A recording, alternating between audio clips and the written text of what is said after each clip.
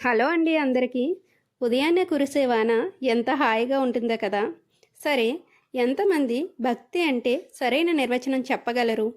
ఉదయం సాయంత్రం దీపారాధన చేయడం, వారానికో 2-3 రోజులు గుళ్ళు గోపురాలు తిరగడం, ఏడాదికి ఒకసారైనా తప్పనిసరిగా తీర్థయాత్రలకు వెళ్ళడం, ఇవన్నీ భక్తి లెక్కలోకి వస్తాయంటారా? లేదా మన మనశ్శాంతి కోసం చేసే పనులంటారా? దేవుడు పేరు చెప్పి దాన ధర్మాలు చేయడం భక్తి అంటారా? లేక మన కోసమో మన పిల్లల కోసమో పుణ్యాన్ని పోగు చేసుకోవడం అంటారా?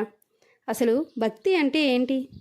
నా వరకు భక్తి అంటే భగవంతుడు ఉన్నాడు అని నమ్మడం, మనం చేసే ప్రతి క్రియను గమనిస్తున్నాడు అని విశ్వసించడం, మనం చేసే మంచి పని వలన మనకి మంచి జరుగుతుంది, మనం చేసే చెడు క్రియలను భగవంతుడు గమనిస్తున్నాడేమో అనే భావనే ఆయన మీద మనకున్న నమ్మకం.